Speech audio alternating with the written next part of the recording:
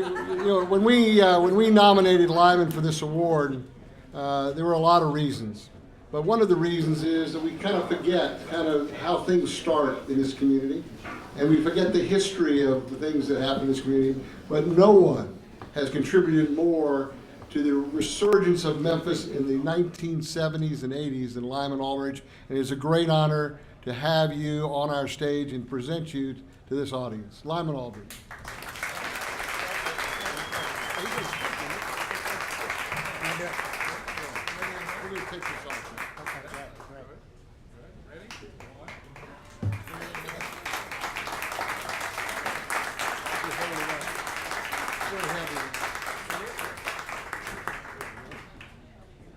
Can you lift it, Lyman? That's 20 pounds, I think. Wow, thank you very much.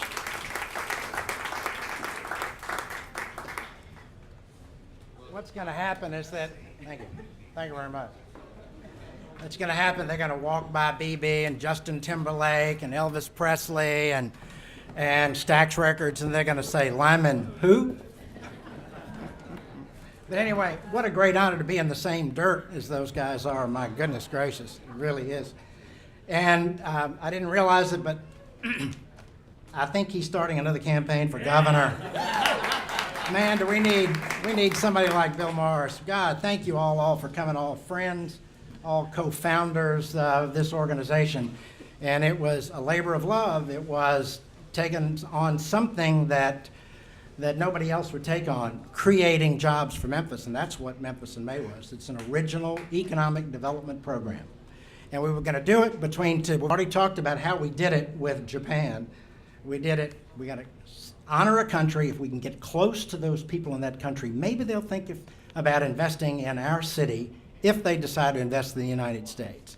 The second thing we were going to do is this events thing that thank God Rodney said, yeah, I'm going to be the events chairman, because with his creativity and all of his enthusiasm and friendships, he would bring all these young guys and gals together weekly at the Bombay Bicycle Club. Everybody would have a few drinks, and then they would start brainstorming the kind of ideas that we would need to have to make this city known throughout the world, and that was the idea.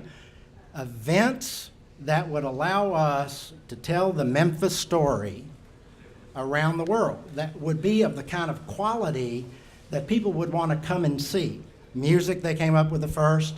They worked with Irvin Salke to put on the first Beale Street Music Festival right there.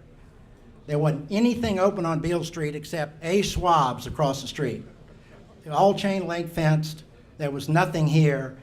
And Irvin, with his money and the people that he knew in the blues community, brought all those people to town.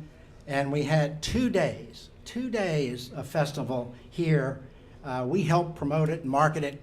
William Shepard is here. William, where are you? William Shepard is back in the back.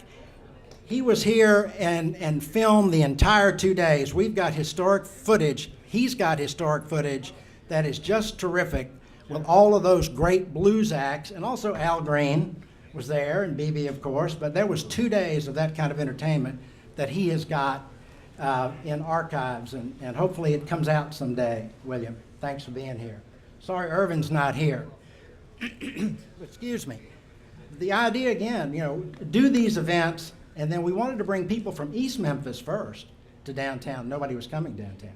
Then we said the region, and then internationally after about the third or fourth, fifth year. Well, I was a little naive as a young guy saying that we could do that in a very short period of time. Excuse me.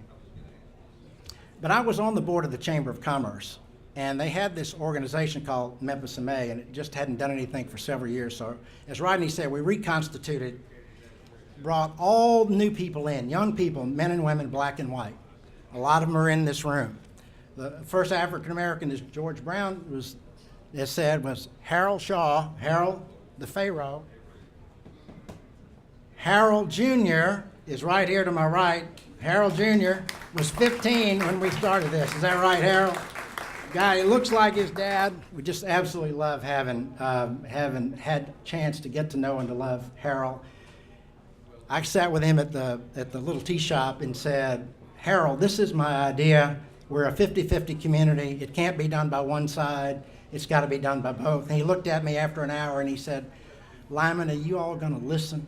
I said, yeah, we're going to listen. And so he said, I want to bring George Brown. I said, well, who's George Brown?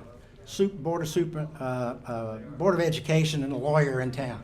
Please bring him. So they come to the first meeting. And I guess they liked enough what they heard. Then they said, well, afterwards, we want to bring Dr. Mojavon Hooks. Where's Dr.? We got her over there, Mojavon Hooks. And she comes up after the meeting and says, you know, you're honoring a country every year. We ought to educate all the children in the school system about the foreign country each year. Well, thank you. And I said, God, that's a great idea. So she chaired that. The hundreds of thousands of kids that have known about the foreign country that would not have had a chance to know about that foreign country. So she can't be here because she is at Langston University. She heads the international study program for them and the diversity program. And she's just a marvelous person that we've kept in very, very close touch with. But what we were dealing with in 1976 and 77 is this. You know where you are? That's Rum Boogie right there. That's Handy Park there. That's the Orpheum there. That's the FedEx Forum there. So there was nothing here. There was nothing here. 68, Dr. King was assassinated 3 blocks south. And so they started leaving downtown and kept leaving it for 8 or 9 years. The Orpheum was closed. The Peabody was closed in addition to Beale Street. Nobody was living downtown except in the 99 North Main building that I know of. Now we have 20,000 plus that are here. Chamber was broke. And the chamber, in fact, told me, I was sitting on that board at that time, and it was a miserable time to be on the board of a chamber of commerce. And they said, after I explained to them what I was going to do at Memphis MA, he said, and then I came to this Beale Street Music Festival thing, and they looked at me, and there was kind of silence on the board, and they said, well, you can't do that. I said, pardon me? He said, well, you can't do that because there are going to be riots in the street. Dr. King had been assassinated 8 years before, and there was going to be pandemonium down here. And I said, no, music brings people together. Music does not tear people apart.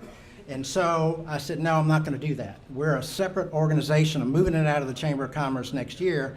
And so we kind of reconstituted everything and got all young men and women, black and white, to be a part of this. Excuse me.